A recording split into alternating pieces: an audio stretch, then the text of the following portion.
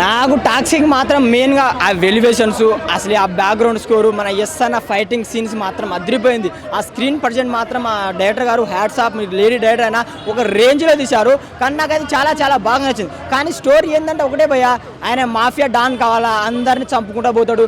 మధ్యలో ఈ సినిమాలో టీజర్ టైలర్ రొమాన్స్ మాత్రం పిచ్చగా ఉంది. రొమాన్స్ మాత్రం వేరే లెవెల్ చెప్పుకోవచ్చు. కానీ స్టోరీ నాకు అంత సింక్ కాలే, అంత కనెక్ట్ కాలే. అంటే ఏదో ఎక్స్పెక్ట్ చేసుకొని పోయినా అంతా నాకు సింక్ కాలే అనిపించింది మెయిన్గా మాత్రం. రియల్గా అంటే చూసిందా అంటే కేజీఎఫ్లో చూసిన ఆయన ఎలివేషన్స్, ఆ బ్యాక్గ్రౌండ్ స్కోర్, ఆయన చంపుతాడు, తుపాకి కూడా కాల్స్, అది చూసినాం కదా. అంటే రొటీన్గా అనిపించింది, మరి కొత్తగా అనిపించలేదు. మెయిన్గా ఏంటంటే సినిమాలో రొమాన్స్ పెట్టిన, ఆ రొమాన్స్ ఒకటే నాకు నచ్చింది తప్ప స్టోరీ అంతా సింక్ కాలే.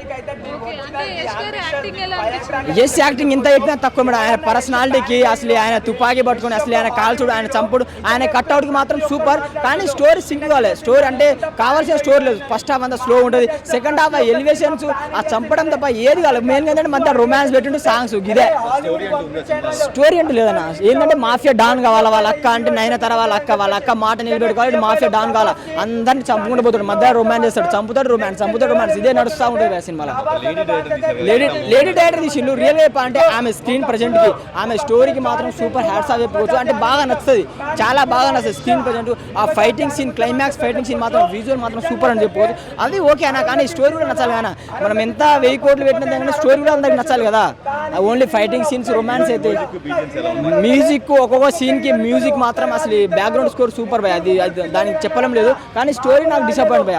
రొమాన్స్ మాత్రం యూత్కి బాగా 80+ కదా. రొమాన్స్ మాత్రం పిచ్చగా ఉంది. ఫ్యామిలీ చూడలేం అంటే ఒకటే ఇష్టపడుతుంది ఈ మూవీకి భయ. నాకు తెలిసి ఈ మూవీ కన్నా ఇడుముడి సినిమా వస్తే బెస్ట్ అనిపిస్తుంది భయ. అంత మంచి సినిమా భయ, దేవుడి సినిమా, అది చూసుకుంటే బెస్ట్ భయ. ఈ సినిమాకి చిన్నపిల్లలు కూడా ఎవరు చూడలే భయ, అంత మరీ ఘోరంగా ఉంది భయ సినిమాలో. అంత అది చెప్పలేం భయ. అంతే రేటింగ్ ఏం 2.5 అంతే.